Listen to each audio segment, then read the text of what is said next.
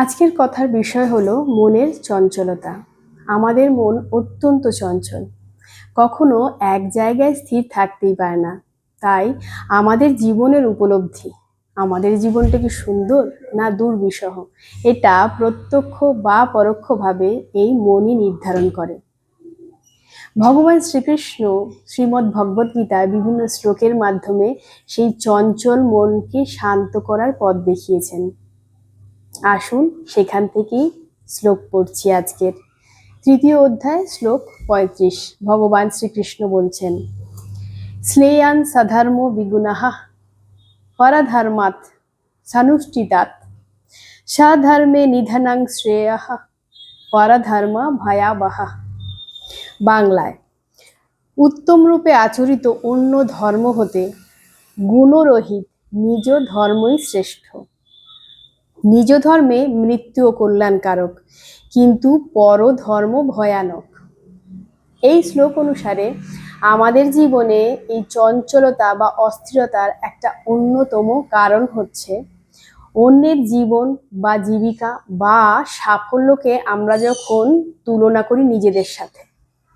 কারণ প্রত্যেক মানুষের কর্ম করার দক্ষতা বা সামর্থ্য বিভিন্ন রকম হয়, তাই তার জীবন জীবিকা এবং সাফল্যও বিভিন্ন হয়। কিন্তু আমরা যখন অন্য মানুষের সাথে নিজেদের তুলনা করি এবং অন্ধভাবে তাদেরকে অনুসরণ করি, তখন আমাদের বিভিন্ন মানসিক পরিস্থিতির সৃষ্টি হয়, যেরকম ভয়, ঈর্ষা, দ্বেষ, হতাশা, এবং আমাদের মনের শান্তি একেবারেই নষ্ট হয়ে যায়। আমাদের মন অত্যন্ত চঞ্চল হয়ে ওঠে। তাই ভগবান শ্রীকৃষ্ণ এই শ্লোকের মাধ্যমে বলেছেন যে নিজের স্বধর্মে কাজ করা উচিত নিজের দক্ষতা হিসেবে, কিন্তু অন্যকে দেখে বা অন্যের ধর্মকে অন্ধভাবে অনুসরণ করলে তার ফলাফল ভয়ানক। আসুন আজ এই শ্লোক দুটো পুরাণ কথা দিয়ে শোনাই। কৌশিক ঋষি ছিলেন অত্যন্ত একজন প্রভাবশালী ঋষি। তিনি কঠোর তপস্যা করে কিছু অলৌকিক গুণ অর্জন করেছিলেন। একদিন তিনি রাস্তা দিয়ে যাচ্ছিলেন, যেতে যেতে এক বক তার মাথার ওপর মলত্যাগ করল। কৌশিক ঋষি অত্যন্ত রেগে গেলেন, কারণ তিনি ছিলেন অহংকারীও।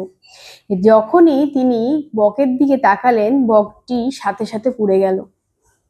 তারপর কৌশিক ঋষির অহংকার আরো বেড়ে গেল। কৌশিক ঋষি এবার গেলেন একটা গৃহে ভিক্ষার জন্য। গৃহবধূ তখন ব্যস্ত ছিল তার অসুস্থ স্বামীর সেবায়, তাই ভিক্ষা দিতে একটু দেরি হলো। তারপর গৃহবধূ যখন ভিক্ষা দিতে বাইরে এলো, কৌশিক ঋষির দিকে তাকিয়ে শান্তভাবে বলল, আমি কিন্তু ওই বক না। কৌশিক ঋষি অবাক হয়ে গেলেন, বিস্মিত হলেন, ভাবলেন এ তো ঘরের মধ্যে ছিল, এই এত সব কি করে জানলো। তখন গৃহবধূ বললেন, এর জন্য আপনাকে মিথিলায় যেতে হবে, সেখানে থাকে ধর্মব্যাধ। ধর্মব্যাধ আপনাকে এই শিক্ষা দিতে পারবে। কৌশিক ঋষি চলে গেলেন সেই ধর্মব্যাধের কাছে। গিয়ে দেখলেন সে পেশায় একজন মাংস ব্যবসায়ী, সারাদিন মাংস কাটছে আর মাংস বিক্রি করছে।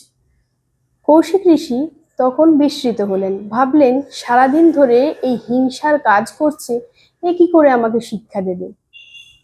তখন সেই ব্যাধ বলল, এটা আমার পেশা, আমার পূর্বপুরুষ থেকে এই কাজ আমাদের চলছে, তাই এটা আমার স্বধর্ম, তাই আমি করি।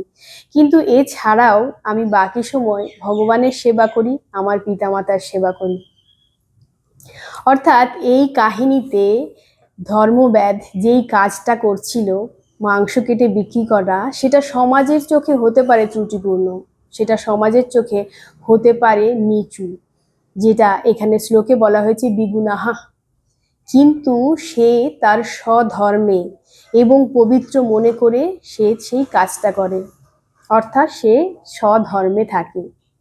কিন্তু অপরদিকে কৌশিক ঋষি একজন ব্রাহ্মণ, একজন ঋষি হয়েও তার মধ্যে অহংকার এবং ক্রোধে পরিপূর্ণ থাকে, অর্থাৎ তিনি তার স্বধর্ম থেকে বিচ্যুত হয়েছিলেন। তাই এই পৌরাণিক কাহিনী থেকে আমরা শিক্ষা পাই যে নিজের কাজ স্বধর্মে করা উচিত। সেটায় যদি কিছু ত্রুটিও থাকে তাও অপরের বড় কাজের থেকে এটা অনেক বেশি শ্রেয়। আরেকটা পৌরাণিক কথা, এই দুটো কথাই মহাভারত থেকে নেওয়া হয়েছে, একলব্য এবং অর্জুনের। অর্জুন ছিলেন স্বভাবজাতভাবেই একজন ক্ষত্রিয় যোদ্ধা। যুদ্ধবিদ্যা, রাজ্য রক্ষা এবং ধনুর্বিদ্যা ছিল তার স্বভাবজাত কাজ এবং স্বধর্ম। অন্যদিকে একলব্য ব্যাদ ছিল নিষাদ ব্যাদ, যার স্বভাব ও জীবনযাত্রা ছিল বনের পশু পাখি শিকার ও বন্য জীবন কেন্দ্রিক। একদিন একলব্য ভাবলেন তিনি অর্জুনের মতো ধনুর্বিদ্যায় পারদর্শী হবেন। তারপর তিনি অভ্যাস শুরু করে দিলেন এবং তিনি দ্রোণাচার্যের একটা মূর্তি গড়ে তার সামনে এই ধনুর্বিদ্যা রপ্ত করতে থাকলেন। এবং দেখতে দেখতে একদিন তিনি সত্যি সত্যি অর্জুনের থেকেও দক্ষ ধনুর্বিদ্যায় পারদর্শী হয়ে গেলেন, দক্ষ হয়ে উঠলেন।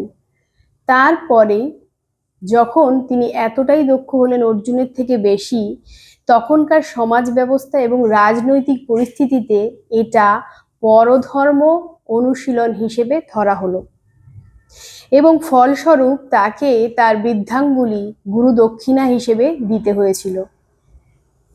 এটা আসলে একটা প্রতীক মাত্র। এই কাহিনী থেকে বোঝা যায় যে নিজের স্বধর্মের বাইরে গিয়ে যদি কেউ তীব্রভাবে অন্যের ধর্মকে অর্থাৎ পরধর্মকে অনুশীলন করে, সেটা তার জীবনের জন্য ক্ষতি বা ধ্বংসের কারণ হয়ে যায়, যেটা এখানে শ্লোকে বলা হয়েছে পরধর্ম ভয়াবহা। আজ থাক এই পর্যন্তই। আশা করি আপনাদের ভালো লেগেছে। আবার পরের দিন এই বিষয়েই মনের চঞ্চলতা আমি আবার কথা শোনাবো, আবার শ্লোক পড়ব, তাই অতি অবশ্যই দেখবেন। এবং এই আত্মজাগরণের কথাগুলো আরো মানুষের মধ্যে পৌঁছে দেওয়ার জন্য আমার ভিডিওটা শেয়ার এবং আমার চ্যানেলটা সাবস্ক্রাইব করার অনুরোধ রইল। প্রত্যেকের মঙ্গল কামনা করে আজকের মতো বিদায় নিচ্ছি। নমস্কার।